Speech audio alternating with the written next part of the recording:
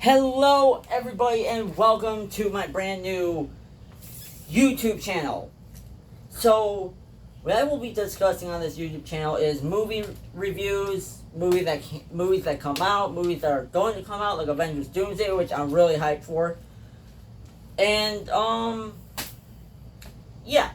So, I have HBO Max now, and I recently watched the entire Conjuring universe.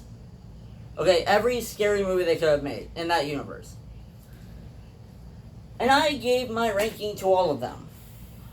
And here's my ranking in order that they are in order of how the films are. Not by their release, but in chronological order of how the events happened.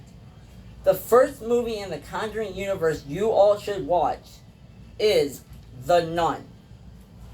I give it a 4 out of 10. Because it was an okay movie. Didn't have that good of scares. Wasn't the story was okay. The story was okay. But it is what it is. So the next one in the in the Conjuring universe, is Annabelle Creation. It's like the story of how Annabelle was created.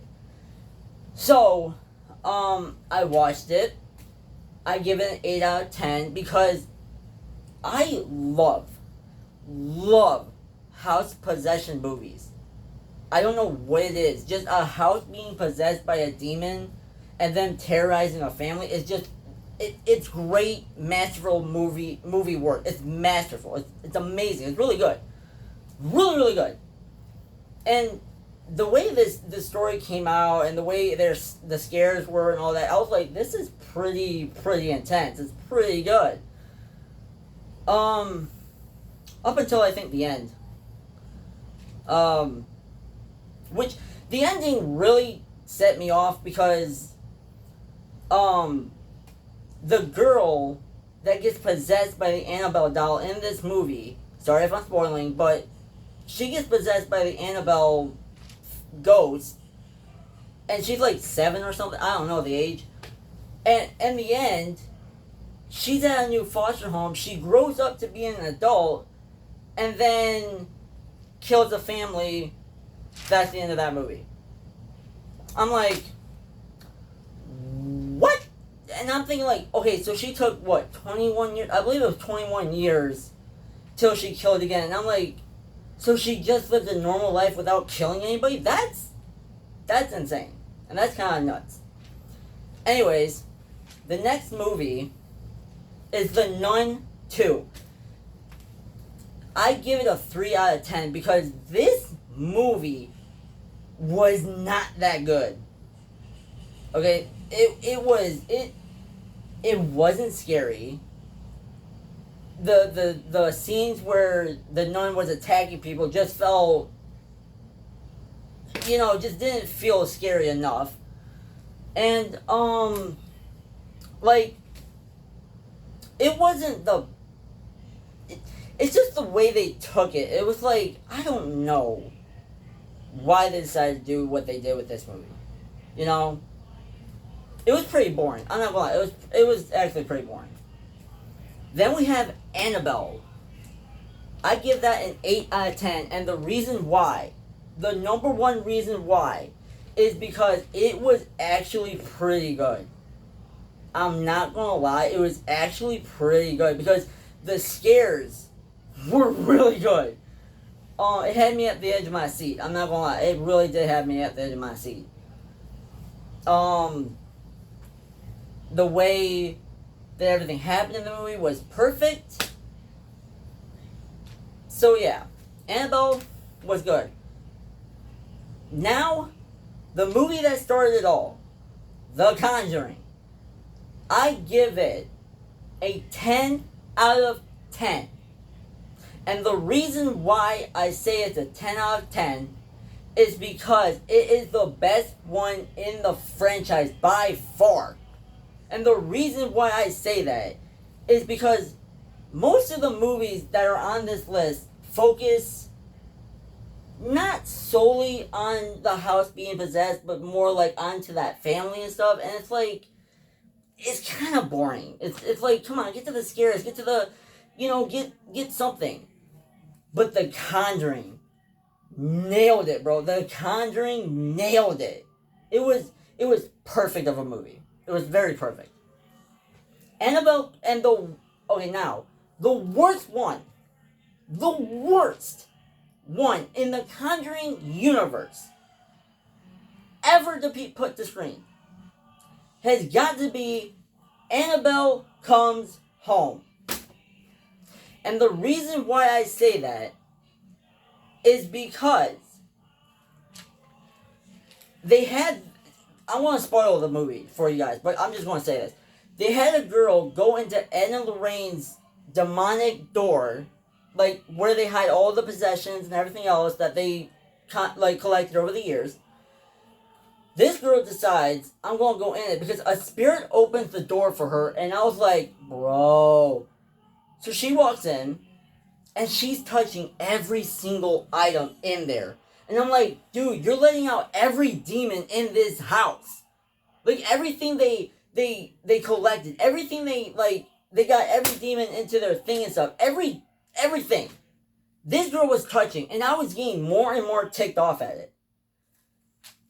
And then the demons came and all that.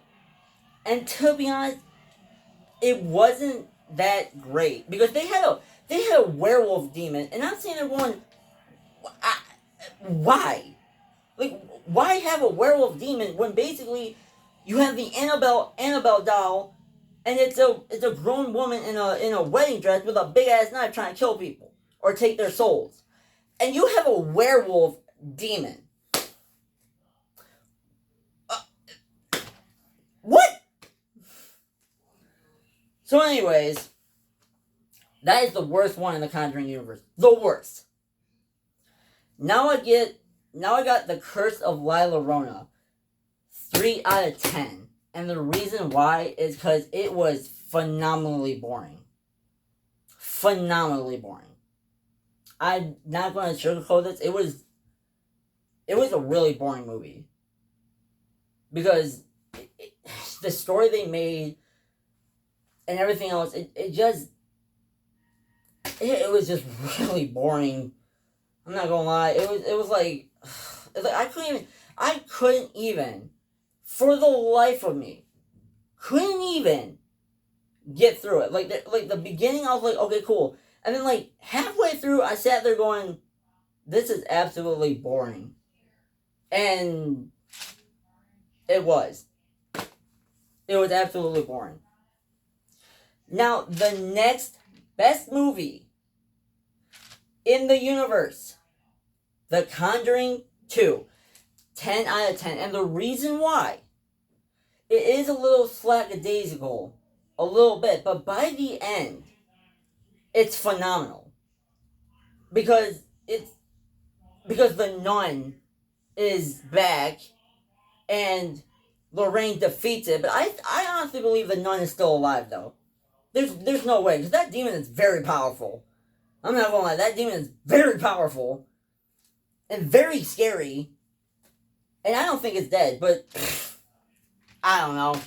I don't even think they want to make a Nun 3. I don't know. But if they do, shoot. Anyways, it was a 10 out of 10 movie, okay? It did have good scares. I'm not gonna lie, it did have very good scares in it. Now, The Conjuring 3. 2 out of 10. And the only reason why is because it was a devil worship movie. Which made no sense to me because the Conjuring universe is all about demons. Demons and all that. But by the third movie, they decide we're going to do some devil worship shit. And I'm just sitting there going, this is not that great. Because I like the demon house possession stories. And this completely went in another direction. And I just, not a big fan of that. I was like, I wanted it to be a demon possession story, but it was more like the devil is doing this. It's like this is not good. The scares in it were terrible, bro. The scares in it were freaking terrible. It was so bad. And now, the last one, The Conjuring 4. 5 out of 10. And the reason why, because by the end of that movie,